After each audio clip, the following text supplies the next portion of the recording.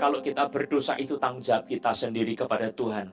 Dan kita harus kembali kepada Tuhan, itu tanggung jawab kita. Tetapi anugerah Tuhan itu yang memampukan kita bisa berpaling kembali kepada Tuhan.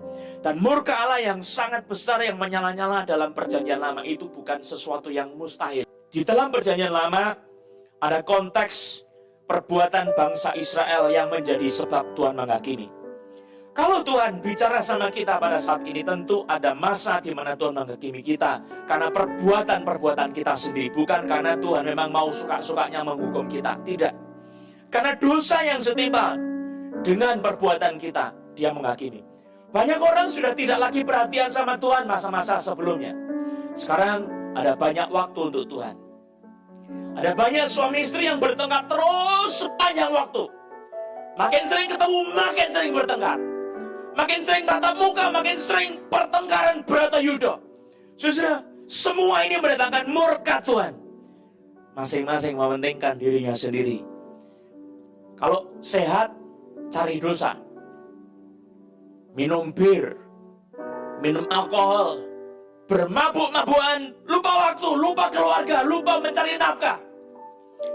Kalau sudah sehat, mereka lupa diri, kemudian hidup dalam perzinahan. Tapi kalau sakit, mereka ingat keluarga, ingat istri, ingat anak. Saudara, banyak sekali orang-orang yang seperti itu. Dan ada waktu yang sisa kalau waktu sehat, saudara. Lihat pornografi terus-menerus, film-film porno dan tidak habis-habisnya. Kalau ngomong sama teman-teman pun ngomong yang kotor. Saudara, banyak orang seperti ini. Apakah Tuhan tidak bisa menutup mukanya? Saudara, Maha tahu Tuhan itu, Dia melihat dosa-dosa kita. Dan dikatakan tadi, matamu terlalu suci memandang kejahatan. Mengapa engkau biarkan itu terus-menerus Tuhan? Saudara, Tuhan akhirnya tidak tahan dalam penghakimannya, akan turun tangannya dalam murkanya, dalam keganasan murka, kehangatan murkanya. Dia menghukum umatnya.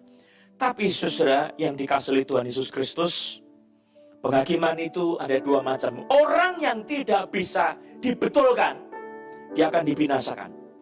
Tapi orang yang bisa dibetulkan, dia akan dibawa kepada pertobatan. Ini yang penting sekali, saudara. Maka ada unsur di dalam perjanjian lama, for their own good atau for their harm. Jadi untuk kebaikan orang itu atau untuk menghancurkan mereka, melukai mereka.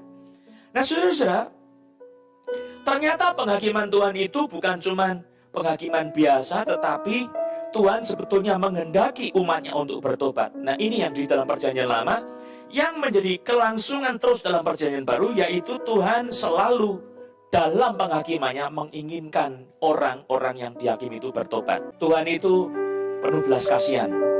Ya, kalau Tuhan mendatangkan penghakiman, Tuhan juga yang akan memulihkan kita. Nah, ini berlanjut sampai perjanjian baru. Saudara, terus berlanjut. Tuhan Yesus itu dikirim oleh Allah Bapa menjadi juru selamat kita.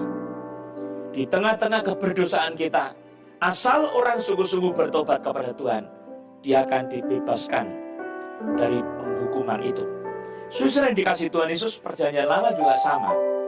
Ya, perjanjian lama, bangsa Israel kalau dia bertobat sungguh-sungguh, segenap hati bertobat, menyesali dosa-dosanya, tidak lagi mau hidup dalam dosa-dosanya itu, mungkin tadinya berzina, sekarang berhenti berzina, menyesal, hatinya hancur, hatinya mengakui sama Tuhan, terbuka jujur, saya sudah berdosa Tuhan. Dan kemudian dia meninggalkan dosa-dosanya itu. Maka Tuhan tidak jadi mendatangkan hukuman kepada umatnya yang bertobat. Walaupun orang lain dihakimi, tetapi orang itu dibebaskan, dikecualikan. Itu perjanjian lama.